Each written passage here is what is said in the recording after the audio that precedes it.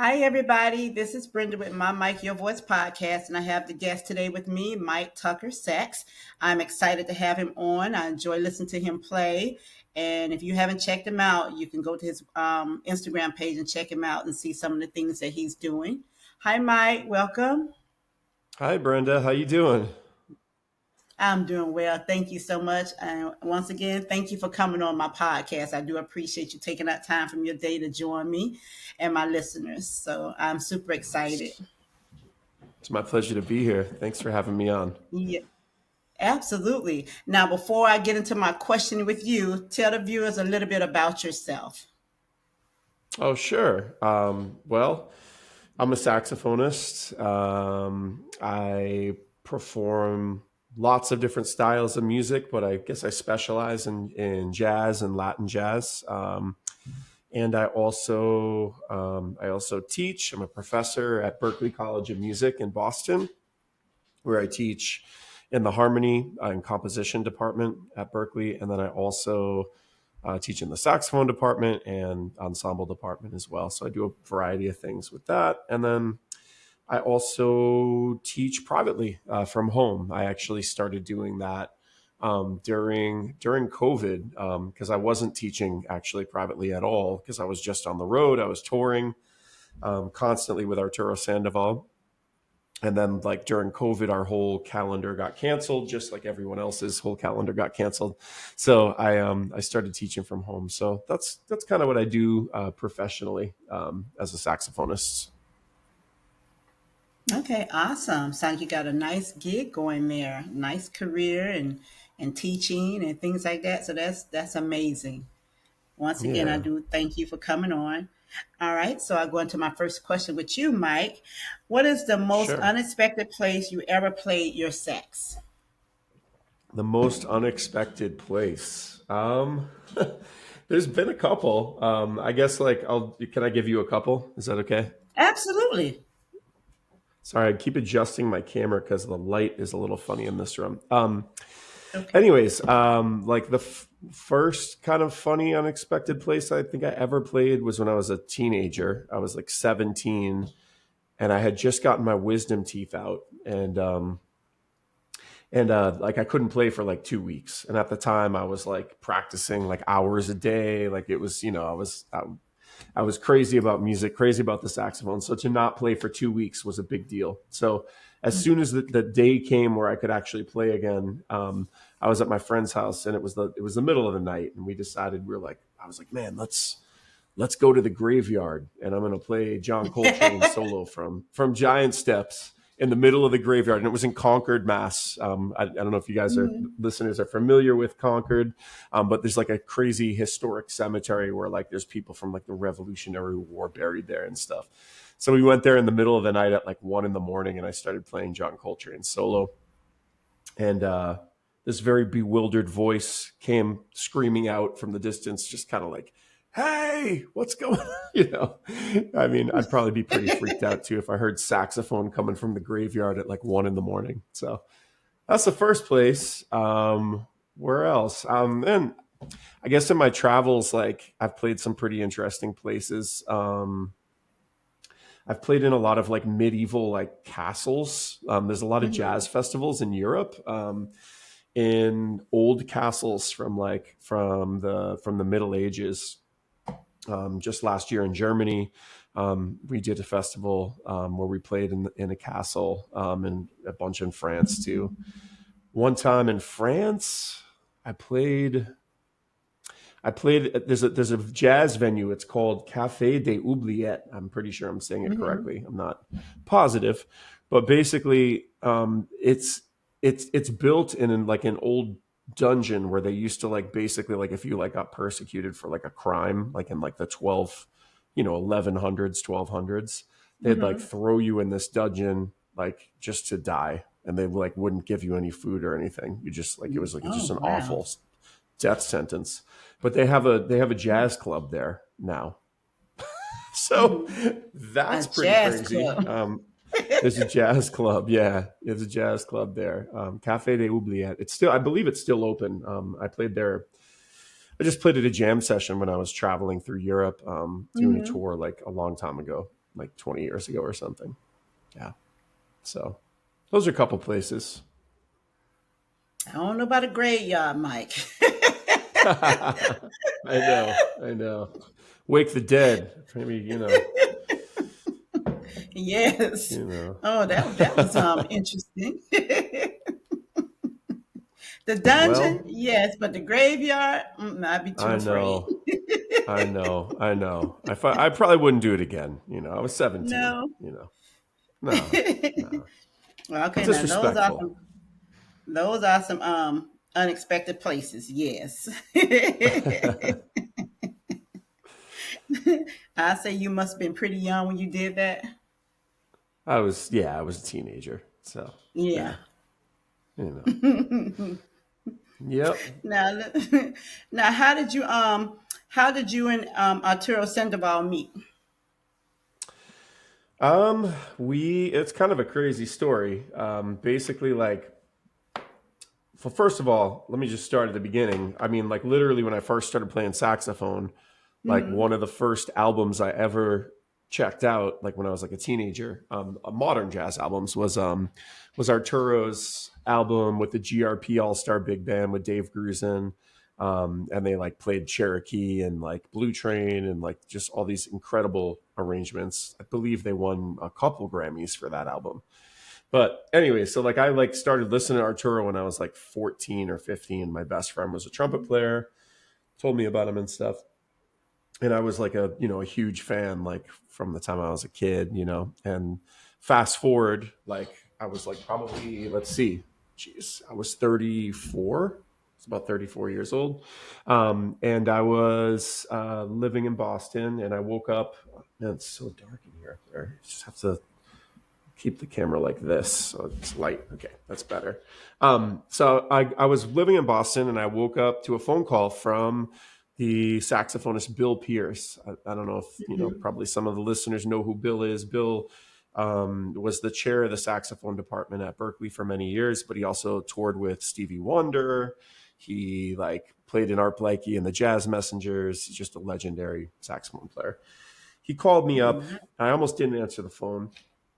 My phone rang. I looked at it and I was like, I don't know the number. I'm not going to pick it up. But then I was like, could be a gig. So I picked up the phone. It was like 10 a.m. on like a Saturday or Sunday morning. I had the day off. And I picked it up, and I was like, hello. He's like, hey, Mike, it's Bill Pierce. I was like, hey, what's up, Bill? He's like, man, are you working today? I was like, no, I'm not working today, but what's up? And he's like, well, could you play the Newport Jazz Festival with Arturo Sandoval? He's looking for a sax player. I was like, when? He's like, now. Like, you need to like get in your car. Like, so I basically, and I mean, probably a lot of people that listen to this, if they're familiar with jazz, like the Newport Jazz Festival is like, one of the greatest, most legendary like jazz festivals Yes. on the planet. Hmm. Historic festival. There's like, so I was freaking out. I was like, Hmm. whoa, this is amazing. So I got out of bed. I took a shower. As I was in the shower, his manager called me, told me to wear a black suit. I grabbed my suit. I jumped in my car. I drove like 90 miles an hour to Newport. Barely made it. I think I got the call at 10 a.m. and the hit was at 1:15. And Boston is like without traffic, it's two hours, 2 hours and 15 minutes from Newport. But like the day of the festival, of course, there's like tons of traffic because it draws tens of thousands of people. Hmm. So I get to I'm on my way there. Arturo calls me on the way there. He's like, hey man, so you're gonna do the gig? I was like, yes. He's like, okay, great, man. He's asked me if I knew some tunes. Like, you named a bunch of songs that we're going to be playing, and I was like, yeah, I know that one. I know that one. I know that one. And it was like the 50th anniversary, I believe, of Miles Davis playing the Newport Jazz Festival. So we had to do a tribute to Miles, Oh, and we had to nice. play. Yeah, and we had to play the song "Roundabout Midnight," which is like Hmm. a famous jazz standard. I knew the tune, but I didn't know the intro and the outro. So on the way there, like I'm driving and I'm like, trying to listen to this song like and learn it like as I'm driving, which I did. And then I got there. They like put me in a golf cart. Like they took my car, put me in a golf cart, drove me to the stage. Arturo wasn't even there yet. It was like 1:05 and we were playing 10 minutes later. And then Arturo gets there and he's like, "Hey man, oh, you're the tenor player? Okay, let's go." And we just got on stage and played the show. So Oh, no awesome. rehearsal, no nothing. Like, I mean, I barely even met him before we got on stage, and we played the Wow. show, and it went really well. It went really well.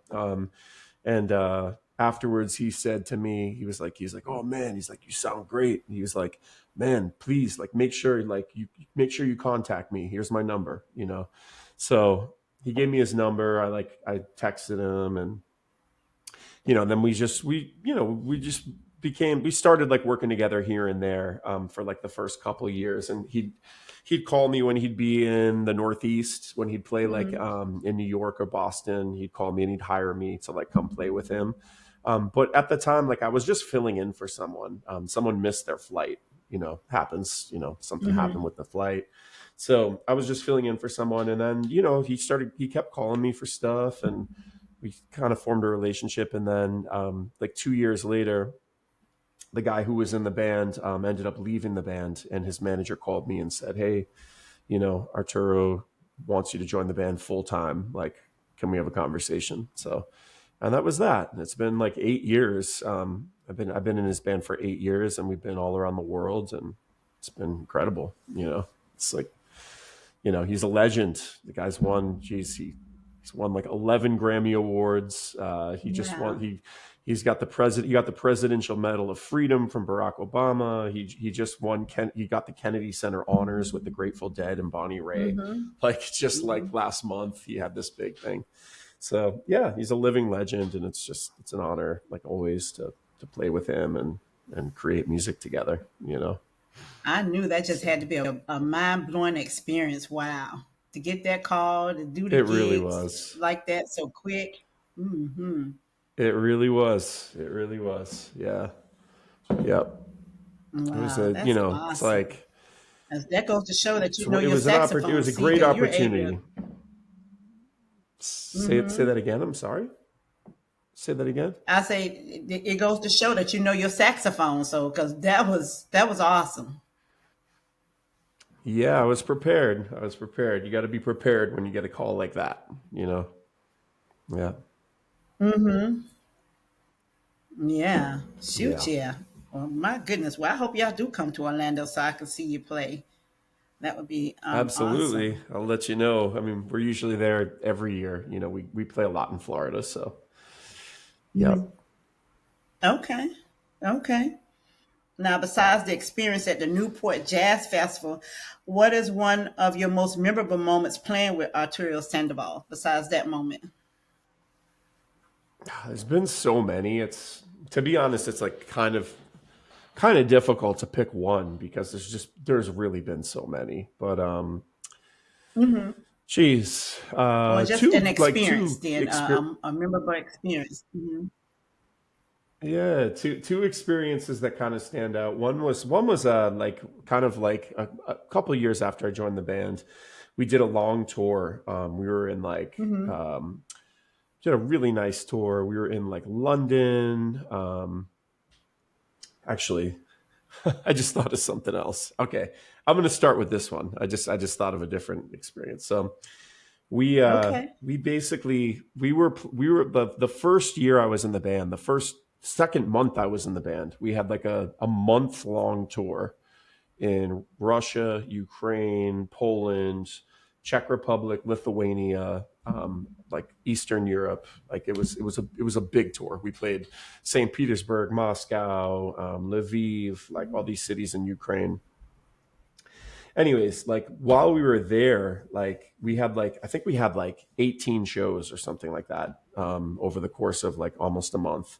And while we were there, the shows kind of kept getting canceled. Like we ended up playing like half the shows we were booked for, and it was just like there was a Hmm. lot of weird stuff going on.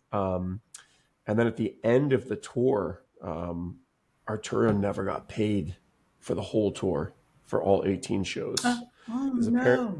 apparently I mean, he paid us, like, that shows, he's just really stand up guy and like took care of his band and took care of his people. But like at the end of the tour, they didn't get the money. So then his manager, his management's lawyers went to find out like what was going on, and they went back to Arturo and they were like, "Hey, man, uh, you know, just don't you're never going to get that money, and basically it's not worth trying to chase because the promoters were hooked up with the Russian mob." Oh no. so so that was kind of nuts. That was kind of nuts. That was kind of a crazy thing to like Yes. experience and be in the band, to see that happen. So that was crazy, and kind of dark. Here's a positive one. One of the Yes. coolest positive experiences that we had together. We were on a tour, like maybe it was about a year later. We did a tour, in like we went all over Europe. We were at like Ronnie Scott's in England, and then we went to in London, and then we played a couple shows in Turkey, and then we played in Azerbaijan in a city called Baku. And it was somewhere where I had never been. I didn't even know where Azerbaijan was on the map, to be honest. And then, like, when I saw we were going there, I did a bunch of research, and I was like, okay, wow, that's like right on the border of like the Middle East. It's like, in a very kind of interesting geographical location. And anyways, we went there, we played a concert, and the next day, like we kind of like asked the people who put us up for the concert if they could kind of give us some recommendations of where to go in the city the next day, because whenever we're traveling, if we have a day off, we always want to kind of explore where we are. So the promoters were like, oh, that will, if you want, we can just like bring you on a tour of the city. And we're like, yeah, that'd be amazing. So they showed up the next day at the hotel in a Mercedes Sprinter, like a beautiful, like, van with like leather seats and just like super nice. And it was really hot. So it was nice. It was like very air conditioned. So they just brought us to like all the like amazing points in the city and showed us all this like historical stuff, and then brought us to this like just incredible restaurant where they served like it was kind of like similar to Turkish food, Mediterranean food, but Hmm. they served us this just incredible dinner, with like wine from Georgia, the country Georgia, and it was just Hmm. just one of those like just an amazing, memorable, what I mean. I to be honest, I guess like meals are kind of like one of the big memorable thing, when we're traveling together, because that's when we have Hmm. downtime. That's when we can kind of connect, Yeah. and then like and also get to like experience something that's like truly from like the area that we're in, just going and eating like awesome like local cuisine, so that was pretty cool. But yeah, there's just been so many adventures. I mean, it's nuts. Hmm. So yeah, Yeah, that sounds nice. I love food too, so yes, I love to eat. me too. Me too. Give me a good meal, I'm good. Absolutely. Hmm. Absolutely. So let me ask you this: which current artist would you love to collab with, and what kind of vibe would the track have? Hmm. I'm not sure. I mean, I have a lot of ideas. I like to play all styles of music, so I would love to collaborate with some of the like I like modern pop, like the stuff that's Okay. being done on like the West Coast, by like Bruno Mars, Anderson .Paak. I love that album Silk Sonic that came out a few years ago. I'm not sure if you're Mm-hmm. familiar with that, but like just like Yes. modern, that whole modern R&B thing that's happening. I would love to like I love to like write horns for like for music like that. Um, Okay. outside of that, like like for like just like modern, like non jazz artists, Mm-hmm. like there's an artist named Thundercat, really incredible bass player, and singer out of LA. People like that. But I guess if we're talking jazz people, I don't know. There's a ton that I'd like to collaborate with. You know. Yeah, well, that's some good choices that you mentioned. Yeah, that Bruno Mars Yeah. album was hot. Yeah. Yeah. Yeah. It's kind of like a modern take on like Earth, Wind, and Fire, and Mhm. like just all of, like the greatest music that happened in like the '70s. Mhm. Very cool. Yeah. Yeah, because they had the whole vibe to go with the album. The look, like you say, back in the '70s look. Yeah, they had Oh it. my God. Everything. They It was nailed cool. it.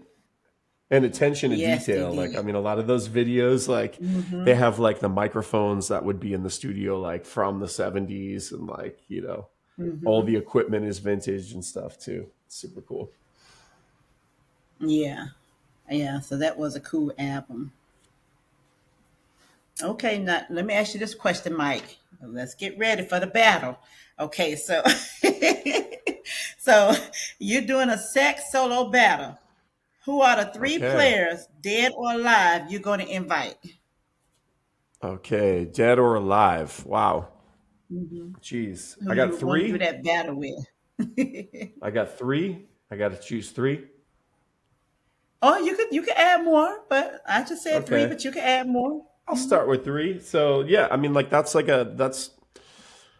cool that's a kind of a fun like little subgenre of jazz. Like there's kind Mhm. of like a lot of like old jazz records that have that element, with like multiple saxophone players. One of the people that I think, in the past, that's done that the best was Sonny Stitt. Sonny Stitt like had a lot of records where he'd like invite other saxophone players, and they'd kind of do there's an album called, Sunny Side Up, with Sonny Rollins and Sonny Stitt, and Mhm. they do like a lot of battling on that record. So Sonny Stitt would be one for sure. If I was going to bring someone back from the dead, Sonny Stitt would be on there. Maybe like Eddie Lockjaw Davis. He's like also like one of the kind of, um, tough tenors, from like back in the Mhm. day. And if I had to pick a modern person just to challenge myself, Chris Potter. Chris Potter is like probably, I think he's one of the most amazing saxophonists to ever play the instrument. Mhm. And he's still alive, and he's scary individual on the horn. So yeah, those three. Yeah. Awesome. That's a nice set of three. I know because the other night I followed this sax player. He was saying on TikTok they had it where Uh they huh. do like a battle over on TikTok. You ever did one of those? A TikTok sax battle. Mm-hmm. I never seen one. Yeah, he I had never one the seen other one. night. He said he was doing one, and it's like I forgot what day it was. Okay. But he said yeah, so he was doing one over on TikTok. So I was like, oh, okay, that's Okay. interesting. Hmm. Cool. Cool. No, I actually have a band like with another saxophone player, this guy Tucker Antel, who's incredible. But we have a band, and my name's Mike Tucker. His name's Tucker Antel. So we call our band the Two Okay. Tuckers. Yeah. So we kind of do like a show like that where we kind of go back and forth, and kind Okay. of play off each other and stuff. It's really fun. We have a Hmm. festival coming up here in Massachusetts, the end of June. So it's gonna be fun. Okay. Yeah. Awesome. Yeah. Awesome. Now, I know every sex player carry a case. Now, Yes. in what's in your sex case that has nothing to do with music? What's in my sax case that has nothing to do with music? Right now, there's nothing. There's nothing in Nothing. my case that has nothing to do with music. But often when I travel, so like when I travel internationally, I always keep my passport in my saxophone case, because my Okay. saxophone always stays with me. I never check it. And there's a little secret pocket in the inside of the case, so I usually keep my passport there. Sometimes I keep other things too, but most of it's music related because it's a small case. There's not like a lot of room in Mm-hmm. there. But I've actually there's been a couple times like I used to do kind of often like with this singer that I used to work with. We'd go to Europe just for one show. We'd just like literally like go for like one day, and I just wouldn't want to bring like a suitcase with me. So Mm-hmm. I'd wear my black pants. I'd wear my suit jacket, and my like I'd wear like jeans or something, and then I'd like in my saxophone bell I'd stuff my my black pants and my socks and my deodorant and my underwear and my toothbrush, and then I just literally walk onto the plane and go to Europe with only my saxophone case. I've done that a couple Oh, times. wow. So, Well, but that's a that's big like, you pocket. know, well, I've literally only brought like I wore my dress shoes and I only brought like a pair of pants and a pair of underwear and that's it, and just Mm-hmm. a toothbrush, you know, and Okay. deodorant. That's it, you know, just bare minimum, the basics, you know, because Well, at I was least just gonna be somewhere. What's that? I said, at least you know how to travel light. I know how to travel light. Yeah, you learn Yes. that traveling a lot. Oh yeah, yep, Yes. Mm-hmm. That's smart though to do it that way. That's interesting. yeah, yep. If you could soundtrack one moment in your life with a sax solo, what would it be?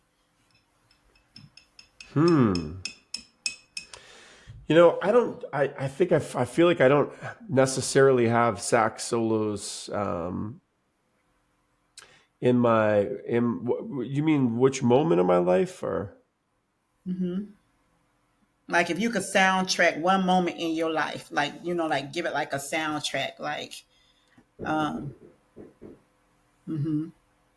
and well, I like usually have like a like. soundtrack going. Like there's a soundtrack going on in my head, like kind of almost always. It's like Hmm. unavoidable as a musician, you know. Like, and it's kind Hmm. of like ends up being like whatever I'm listening to, or like Hmm. even more like really like whatever I'm like working on. Like so like say I'm like touring with a band and learning a ton of music for like that particular, you know, tour. Hmm. That music stays in my head constantly. It like literally just plays over and over and over again, like by itself without like anything else. Okay.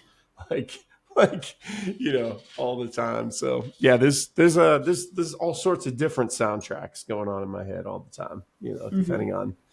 depending on what I'm doing and who I'm playing with, you know. Okay. So now, if you could make a soundtrack for your life, for Mike Tucker life, what would you have like a name for it, Oh, or just that's whatever? NPR. That's NPR because like basically like I play music so much and like I'm doing Hmm. music so much of my life that like often like I just like don't want to like listen to music when I'm when I'm not, I mean not like, you know, like after a show Hmm. or something you know. Hmm. So yeah, no, I don't think I really have a soundtrack, um Okay. personally. Yeah. Okay. Have you ever been asked to do like a soundtrack for like a For a movie or a show, for short like a anything? show, yeah, Hmm. yeah. I've played for some like TV stuff. Like my friend, I don't know if you know the show. Just it just got canceled. Like kind of stinks. He had it for 4 years. Home Economics. It was on ABC for like 5 years or something. But Hmm. anyways, my friend wrote all the music for that show. He was the Oh, writer. So wow. we collaborated on some stuff for that show. So like yeah, I've played on some soundtracks for like TV and stuff. It's fun. It's fun. It's actually kind of cool. I like that idea, the idea of that too, because like then you kind of like there's like kind of like a you have like a visual aid to kind of help you figure out what Hmm. has to happen musically. You know, it's like has like a greater purpose. But yeah, I've done a little bit of that, not a ton. It's not like something I do all the time, but I've played on a couple TV shows. So Yeah. Well, that's nice to have on your resume. So that's good. So now you're going to make me go back and listen to the music of that show. I watched a couple of episodes of okay, Home yeah, I've Economics. actually never seen any. I feel bad. I didn't even see the one that.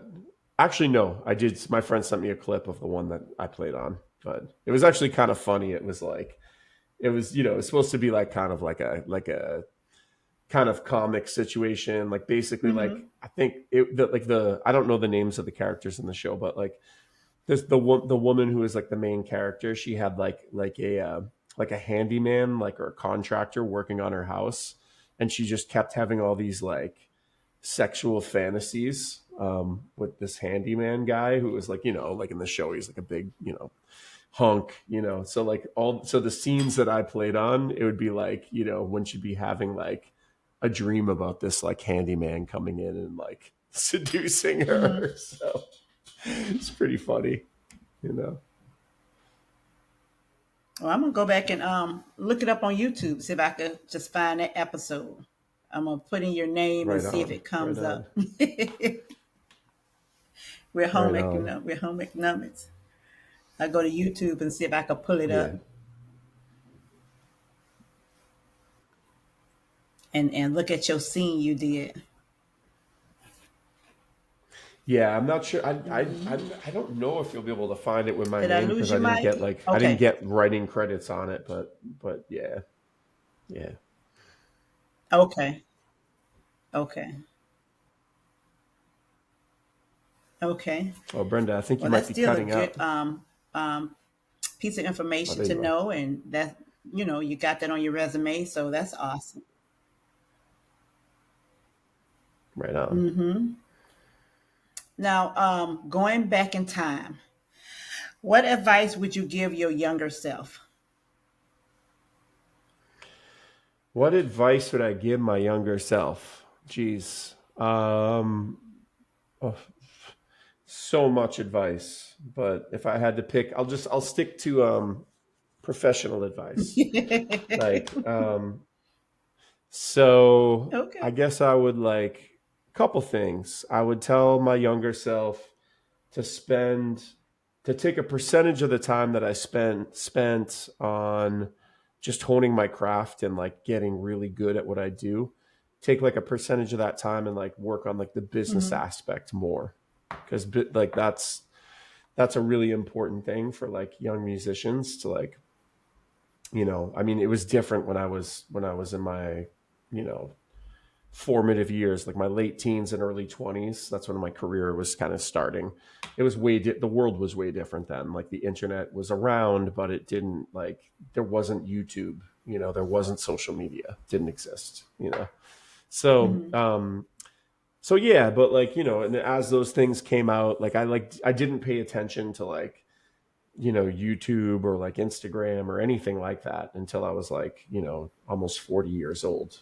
Like I like just didn't do any of that. And that stuff is really important for like in terms of like developing an audience and like gaining a following for any type of person that has a career in the arts. So I would tell myself to like make sure to like spend more time doing that and do it earlier. What else? I would also tell myself, like, especially my young self, to like be just easier on myself. So hard on myself when I was like a kid, like I'd like play a show and I was kind of like a prodigy when I was like a kid. Like I could play like an adult when I was like 14.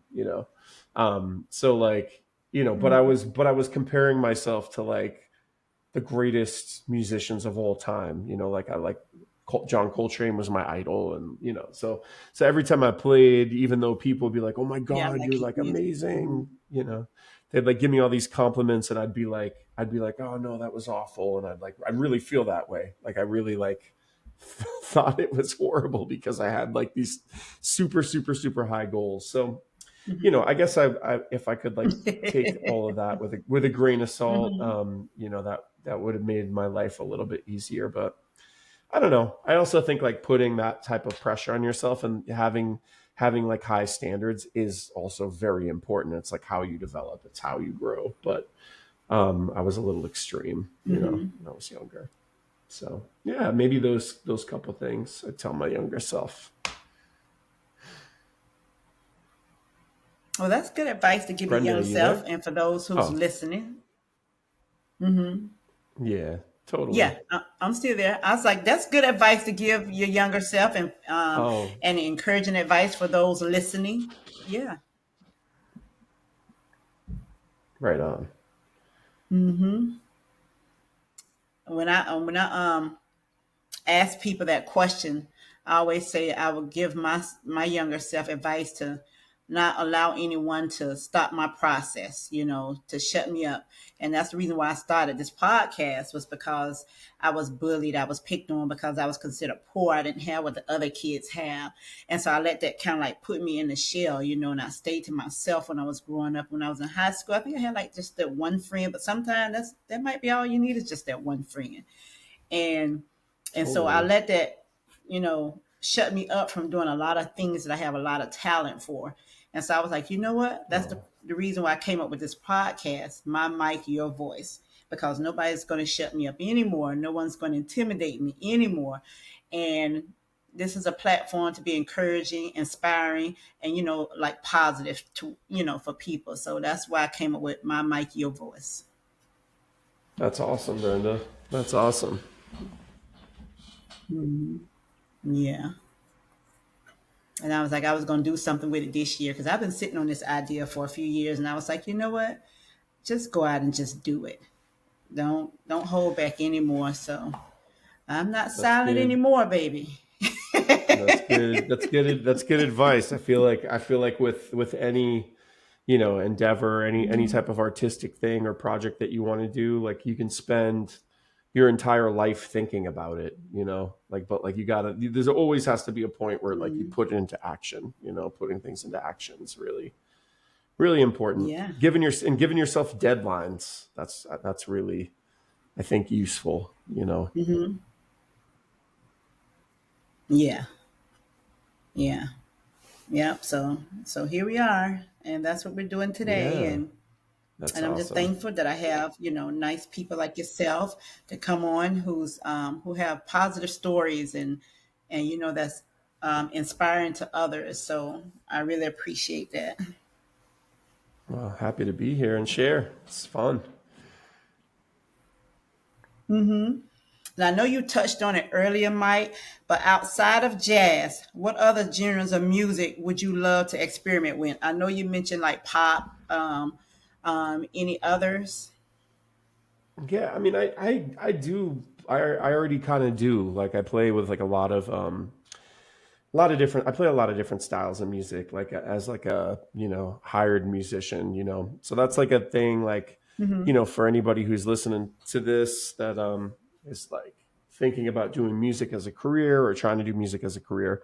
That's something that like kind of like most people have to like do. They have to like play lots of styles of music. So like I play, jazz, I play a lot, but I also play R&B, I play funk, I play blues, I play pop music, I play, anything that like has a saxophone. I'm in a dub. Like I haven't been playing with them for the last couple of years because I've been on the road a lot, but I play with like a dub reggae band here in Boston, like an instrumental reggae band where like I use effects. I use like delays and like envelope filters and stuff like that. Actually, the shirt is from the company that I use. I use their pedals. It's called Eventide.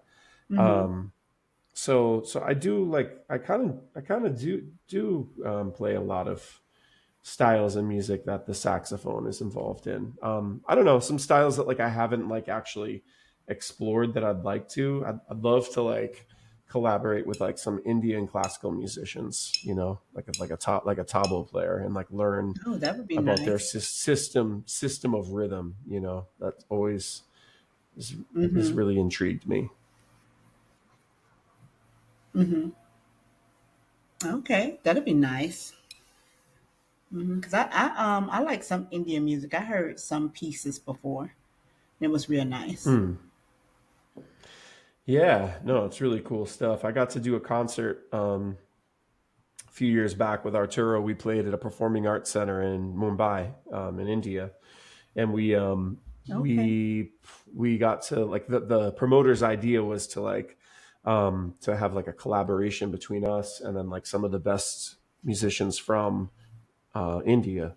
So like the first night Hmm. we played our concert, and then the second night we had all of those guys come up as guests. There was a tabla player, a sitar player, a bunch of percussionists, and yeah, it was a really cool experience. So actually, I guess I did collaborate with with some Indian musicians, but just not like on like a super deep level because it was only Hmm. like, we had a very quick rehearsal and played a concert. Yeah. I'd like to like, start a project with some, but yeah, um, Hmm. but yeah, it's super cool stuff, super cool music. Okay, that's awesome. Now tell us, um, do you get like before you do a performance, do you have like a hype song or you have any ritual that gets you prepared for that performance? Usually, I listen to "Eye of the Tiger." You know that song from like the Oh, Rocky nice. movie. I'm just Okay. kidding. I'm just kidding. Actually, Mm-hmm. I don't listen to that song. Basically, like if I want to get if I'm getting if I'm getting a pump for a performance, I usually try to listen to like whatever I think like is like the best and most inspiring music in that style that I'm playing. So Mm-hmm. if I'm playing like some funk, I'm going to listen to like Maceo Parker. I'm going to listen to like um, Okay. the band Lettuce. I'm going to listen to like things in that genre to like kind of to get me like kind of primed to play that type of music. Or Okay. sometimes like if it's like I'm learning a bunch of new music, then I literally listen to the music that like I'm about to perform because I'm still learning it, and Mm-hmm. so yeah, those types of things, those types of things. Okay. Yeah. Okay. So at the end of the day, when you're through touring and it's time to relax, what is a day like for Mike for relaxation? What was a day like for Mike for relaxation? I mean, it's varied. It's varied. Right now, like it's spring here in Boston, so I have a house and I have a backyard. So I've been like, getting the garden ready. Doing a little gardening. I like to do that stuff. Um, I like hiking and camping and stuff. I really dig like doing outdoor stuff. I love cooking.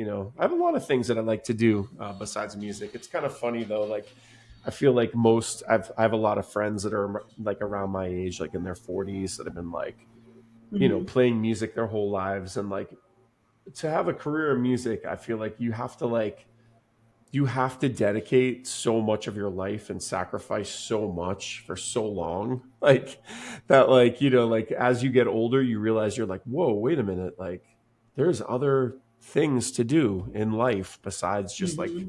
playing music. So like it's been Yeah. like in the last like 10 years or so, like I've like definitely developed other like hobbies that I get like really like kind of nerdy about, like cooking. Like if I like Mm-hmm. I'll like like try to like learn a dish and then try to do like 10 different versions of it. So I don't know. That's Cool. kind of a, yeah, it's kind of I feel like, sometimes when you work on, like if you're an artist and you work on your through your medium like for like a really long time, like you like learn how to like Mm-hmm. kind of work on other things like cooking or like whatever your hobbies are. You find lots of ways Mm-hmm. to kind of be inventive and creative within those kind of frameworks as well. So Mm-hmm. yeah, those types of things, that's what I like to do in my free time. Can you make a good steak, Mike? I can make a good steak, but I need my grill. I need like a familiar setting, like because it's like Okay. if I'm at someone else's house using their grill, I can really screw it up. You know, Nothing worse than an overcooked steak. You know, Mhm. medium rare, medium rare. I'm a medium rare guy. How about you? Yeah. I love a good T-bone steak. Oh my goodness. I don't want it too pink. Yeah. I'm more like a little more Medium. above medium rare, just a little more above. But yeah, I don't want it too dark, just very light pink. But You want any blood? one of No my blood. favorite. Yes, yeah, kind of no blood, but I just yeah, I don't want it. Yeah. No, I don't want it bloody. Mm-mm. No. No. But I Yeah. love steak, and I love to go to Me Longhorn too. and get their T-bone steak. Yes. Oh yeah, Longhorn's good. Yeah. Heck yeah. Nice. Yeah, so I like to go and get a good steak from them. Nice. But I'm a steak person, so I love steak. Yes. All right. So besides that, what other fun stuff you like to do, Mike? You're a water person? Oh yeah. No, I live I live in a cool area, like especially for the summer. Mm-hmm. Boston is like, I mean, so I live in Salem. I always say Boston because I travel so much. So like, sometimes people don't know where Salem is. Salem is 20 minutes outside. It's 20 minutes north of Boston. So I live right outside of Okay. Boston in a town called Salem. It's right on the water. There's like, just amazing beaches in this area. Like drive any direction, you're going to be at a beach within 20 minutes, max. Mm-hmm. And then the mountains are like an hour, a little over an hour away. You can get to the mountains in New Okay. Hampshire. So there's tons of like fun stuff to do here, like in the Northeast in the summer. It's like really, really Mm-hmm. incredible. Yeah, no, I dig the beach. I have a little boat too, like that I share with my brother-in-law. It's like a small Okay. boat. It's like a little 14-foot like aluminum boat with like a 10 horsepower motor, but it's enough to like kind of Okay. get around like the harbor and the bay. It goes on Yeah. salt water, so that's fun. Yeah. How about you? Mm-hmm. You dig the water? You live in Florida, so you better. Oh yes. Well, hey, we surrounded with beaches here in Florida. Yes. My favorite Yeah. beach is either in Clearwater or Daytona Beach. Okay. Yep. I'm not super familiar with the beaches in Florida. I've only actually gone to the beach in Miami. Like I went swimming there like one time a few years ago, but I know you got some amazing beaches though. Yeah. And I'm originally from Yeah. Miami. That's my home state. That's Oh, my home cool. city. I'm originally from Miami. Hmm. Yep. Yeah, I think I went swimming at Yeah. South Beach. South Beach? That's a part Hmm. of like Miami, right? South Beach. Yeah. Yeah. Yeah. Yeah. Yeah. So that's Nice. that's home for me. And then we moved to Orlando when my parents divorced. Yeah, but I was born in Miami. Nice. Nice. Yeah, I Awesome. love going home to visit, especially when you're getting into West Palm Beach. You start seeing those palm trees. Oh, I Oh just yeah. get so excited. That's beautiful. Yeah, the Florida Keys are super nice too. I've been there Hmm. like twice, two or three times. It's really beautiful down there. I love that area, Yeah. Do you especially in the golf, winter. Mike? I don't. No No. golfing. No. Okay. I've gone to the driving range, but you know. Hmm. Do you? Do you golf? No. Okay. No. No. I tried putt putt golf before. Yeah. Oh yeah. No. I go Yeah. mini golfing with my daughter. She Yeah. always like she wants to go mini golfing every time we see a course. She's like, let's go. Hmm. So Yeah. that's fun though. Yeah. Yeah. I'm trying different stuff this year. I just told my sister in law last night that I wanted to go to a Major League Baseball game. I've Oh, that's always wanted to do fun. one, so that's my goal since baseball season just starting. So Oh I yeah. want to see a game.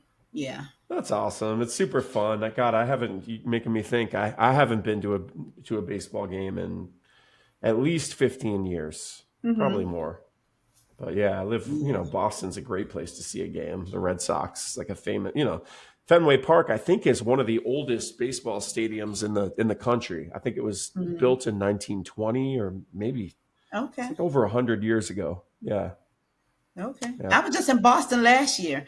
My first time was in Boston last year. I came to a fashion event in Boston. It was really Oh, nice. cool. Yeah. What'd you think? What time of year were you in Boston? It was it wasn't cold. When did we come? Okay. it was just last year. Oh shoot, don't get me the line, Mike. Um, was it in October or something? I have to look at my post because I did post pictures of the event, but I Hmm. came last year and that was my first time in Boston, and I really That's liked it. awesome. Nice. Yeah, it's a fun city. You know, a lot of students.